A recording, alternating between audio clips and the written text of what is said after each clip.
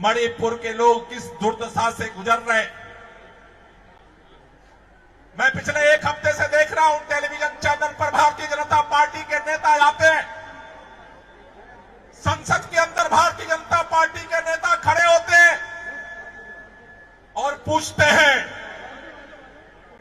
कि मणिपुर पे अगर चर्चा चाहते हो तो राजस्थान की भी चर्चा करो। कहते हैं मणिपुर पे चर्चा चाहते हो तो विपक्ष के जो अलग अलग राज्य हैं वहां की स्थितियों पर चर्चा करो। मैं भारतीय जनता पार्टी के नेताओं से कहना चाहता हूं कि ये देश दिल्ली पे भी चर्चा करना चाहता है, यूपी पे भी चर्चा करना चाहता है, कश्मीर पे भी चर्चा करना चाहता है, एमपी पे भी चर्चा करना चाहता है, राजस्थान पे भी चर्चा करना चाहता है। मां भारती के गर्भ में पैदा हुई हर एक बेटी के आबरू पर जहां भी संकट आता है उस पर चर्चा करना चाहता है। लेकिन इसके बहाने पिछले 90 दिनों से 3 महीने हो गए मणिपुर के लोग जिस दर्द को महसूस कर रहे हैं, भाजपाइयों तुम्हें आंख बंद करके इधर उधर नहीं जाने देंगे।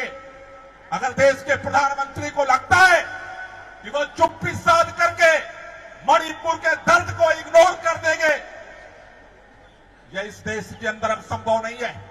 देश ने आपको 9 साल मौका दिया है। आपने नारा लगाया था इस देश के अंदर बहुत हुआ महिलाओं पे अत्याचार, अब की बार मोदी सरकार। प्रधानमंत्री जी, आपको मणिपुर में वोट मांगने जाने के लिए मौका मिल जाता है, आपको नागालैंड में वोट मांगने का मौका मिल जाता है, आपको तमिलनाडु में जाकर के वोट मांगने का मौका मिल जाता है, आपको विदेशों में घूमने का मौका मिल जाता है। लेकिन मैं भारतीय जनता पार्टी से पूछना चाहता हूं, अरे तुम्हारा 56 इंच का सीना कहां चला गया? आज मणिपुर पे बात करते समय कहां छुपे हुए हो पर्दे के अंदर? देश के गृह मंत्री कह रहे हैं चर्चा के लिए भाजपा तैयार है और विपक्ष भाग रहा है। भाजपाइयों, तुम्हारे पास अब बहाना नहीं बचा है। मणिपुर के उस बच्चे के दर्द को तुम्हें इस बात के लिए खड़ा होना पड़ेगा, उस दर्द का हिसाब देना पड़ेगा। आज हजारों बच्चे मणिपुर के हिंसा में गायब हो चुके हैं। माएं बिलख रही है, हमारा बेटा कहां गया? बहनों के साथ जो अत्याचार हुआ है वीडियो के माध्यम से आज पूरे देश और दुनिया के सामने आ चुका है। घर जलाए जा चुके, एक एक दिन का जोड़ करके लोग झोपड़ियां बनाते हैं, अपना घर बनाते हैं, अपना आशियाना बनाते हैं, जल करके खाक हो चुका है। और तुम कहते हो मणिपुर पे चर्चा हम तब करेंगे जब राजस्थान पे चर्चा होगी। शर्म नहीं आती भारतीय जनता पार्टी के लोगों को? और अगर आप ये समझते हो कि सत्ता में बैठे हो, तुम्हारे पास ईडी है इसलिए विपक्ष लोगों की आवाज दबा देंगे, तुम्हारे पास सीबीआई है इसलिए देश की आवाज दबा देंगे। मैं कहना चाहता हूं, अंग्रेजों को भी यही लगता था कि उसके राज में सारी ताकत उसके पास है, लेकिन मां भारती के यही बेटे बेटियों के पूर्वज थे। जब अंग्रेजों का अहंकार अपने सर पे चढ़कर बोलने लगा, इसी भारत से आवाज उठे, अंग्रेजों भारत छोड़ो, और अंग्रेजों को भारत छोड़ करके जाना पड़ा। पूरे देश में आवाज उठ रही है, अगर मणिपुर को न्याय नहीं मिला, मणिपुर में अगर शांति स्थापित नहीं हुई, मणिपुर का मुख्यमंत्री बर्खास्त नहीं हुआ, मोदी जी आकर के संसद में जवाब नहीं दिए। आज केवल जंतर मंतर पे हम इकट्ठा नहीं है, भारत के अंदर, इस पूरे देश के अंदर कोने कोने में आम आदमी पार्टी का कार्यकर्ता मणिपुर के हिंसा, मणिपुर के अंदर दर्दनाक घटनाएं, घिनौनी घटनाएं, सारी दरिंदगी के खिलाफ आज पूरे देश में आवाज उठ रही है। अगर मोदी जी या तो चुप्पी छोड़, या तो चुप्पी तोड़ो, और या फिर गद्दे बेच गायब समझौता होने की स्थिति में नहीं है भारत। आपको दर्द हो रहा है इंडिया से, भारत खड़ा होते ही 56 इंच के सीने में दर्द पैदा हो गया।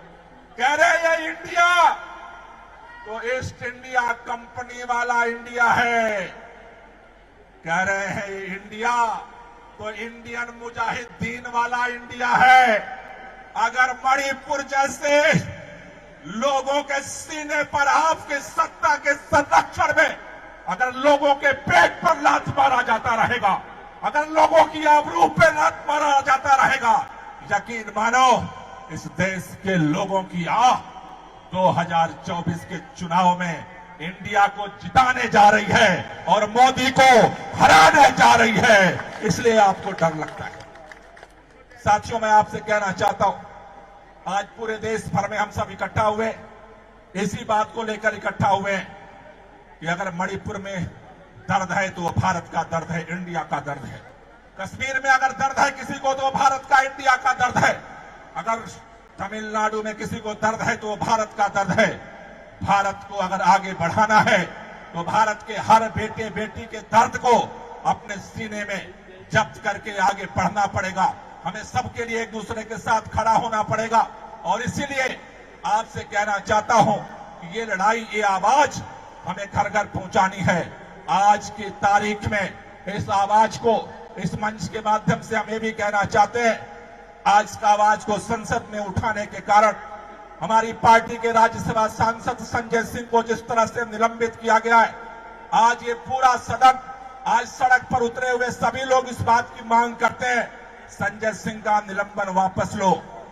डरो मत, सदन में आओ, विपक्ष के सामने मणिपुर को शांत करने की क्या कार्य योजना है, सदन के सामने आकर के अपनी बात रखो। पार्लियामेंट का केवल उद्घाटन करने से पार्लियामेंट का मान सम्मान नहीं बढ़ता। पार्लियामेंट का मान सम्मान सत्ता पक्ष और विपक्ष की देश के प्रति जिम्मेदारियों के निर्वहन से पैदा होता है। मोदी जी, मैं आपसे कहना चाहता हूं, आज खोलो या कल मुंह तो खोलना पड़ेगा। मुंह खोले बगैर ये देश आपको नहीं छोड़ेगा।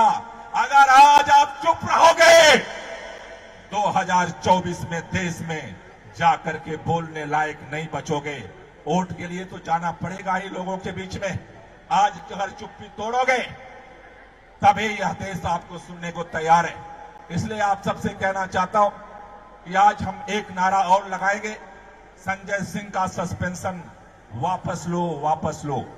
राज्यसभा सांसद संजय सिंह का सस्पेंशन वापस लो, वापस लो, वापस लो, संजय सिंह का सस्पेंशन वापस लो, वापस लो, वापस लो। लोकतंत्र की हत्या बंद करो, बंद करो, बंद करो, लोकतंत्र की हत्या बंद करो, बंद करो, बंद करो, मणिपुर में हिंसा बंद करो, बंद करो, बंद करो, मणिपुर में हिंसा बंद करो, बंद करो, बंद करो। मैं बोलूंगा लड़ेंगे और आप सबको बोलना है जीतेंगे।